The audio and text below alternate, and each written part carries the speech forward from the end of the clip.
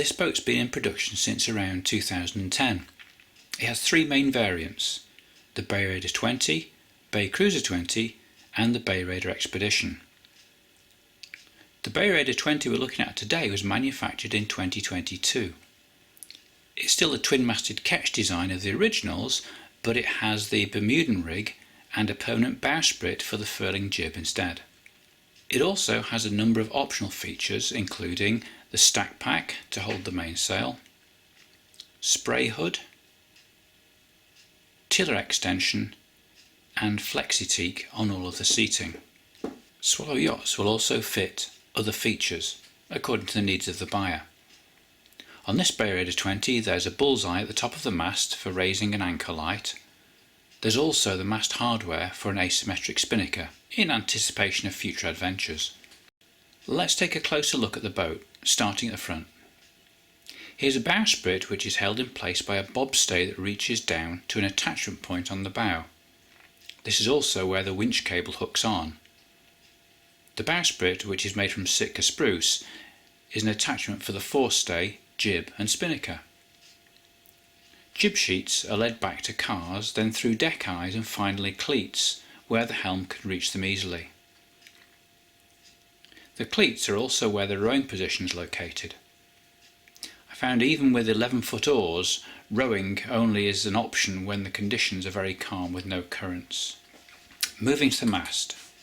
These are made from carbon fibre and fit into the tabernacle in a way that means most owners will be able to raise the mast single-handedly. It's simply a case of locating a pin through the mast base, then pushing upwards while standing on the centreboard case. If the jib's been attached, pulling the jib halyard can assist the process. Once up, the mast is held by the cleated jib halyard, while the sailor attaches the forestay with a shackle. There's no backstay and the shrouds can remain attached throughout. As with any such system, it's important to ensure that all the halyards and wires are laid out so as not to interfere with the raising of the mast. In transit, one end of the mast sits on an artfully shaped but totally functional block of Sitka spruce that's located in the tabernacle. The other end lies on the fitting that holds the mizzen mast. The cockpit of a Bayraider 20 is enormous, and the boat's rated to take 6 people. One young crew member said it was so long that she would need to communicate with the rest of the crew by texting. The cockpit extends some way under the foredeck and has a hinged cover between the side benches.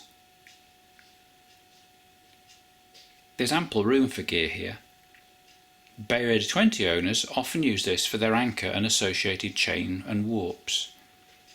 There's no dedicated anchor locker, but this arrangement does provide flexibility if you tie objects securely.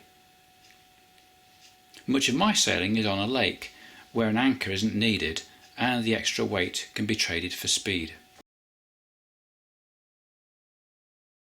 The main storage is found in side lockers beneath the 2 cockpit benches. These have strong latches that can be padlocked to deter the casual thief.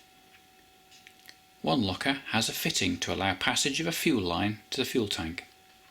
My preference on the lake is to use a small electric engine, so the fitting takes wires from this to a battery in the locker. Other features in the cockpit include the centreboard, which has separate ropes and cleats for raising and lowering. It's recommended that the ropes are left uncleated when the boat is in transit. This enables the centreboard to lie on the frame of the trailer without putting additional strain on the fittings. Also in the cockpit are 4 recesses where fenders can be kept. These are designed to take polyform size 3 fenders. At the rear of the cockpit is a well for the outboard engine. Its base is guarded by a series of mylar flaps which provide a hydrodynamic surface when the outboard is raised or absent. The well means the outboard is in front of the rudder and less prone to damage when at anchor or tied to a pontoon. A number of outboards will fit in the well, including the Suzuki 2.5 horsepower and the Yamaha 4 to 6 horsepower short shaft models. The larger engines have the power advantage as well as reverse gear. However, the smaller engines are half the weight and can be spun around for reverse thrust. The engine well is fronted by a strong wooden thwart which supports a hand bilge pump.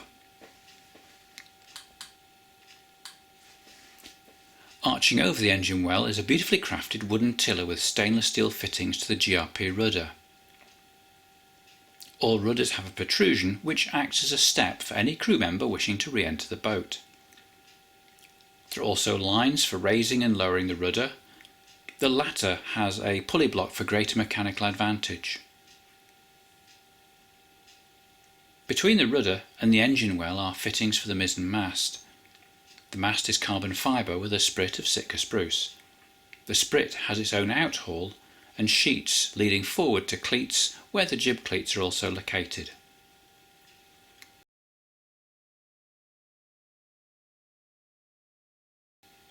The jib sail on this boat has been fitted with a furler. It works well and I've successfully used it to reef the jib while underway. For some reason the furler cleat is at the front of the cockpit. The solo sailor has to leave the helm position if they are to furl or unfurl the jib. I swapped the original horn cleat for a cam cleat and found that I could then furl or unfurl from the helm. The boat's mainsail is battened and has 2 slab reefing points.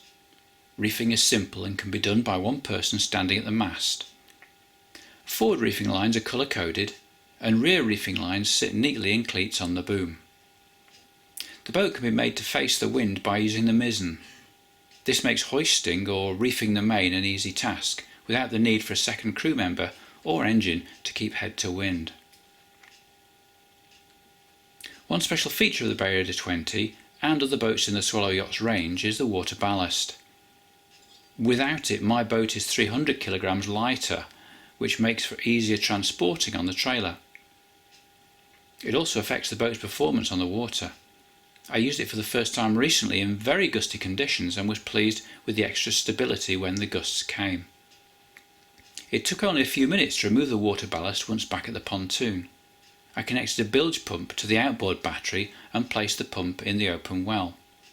This is much faster than draining with the dedicated openings at the rear of the ballast tank.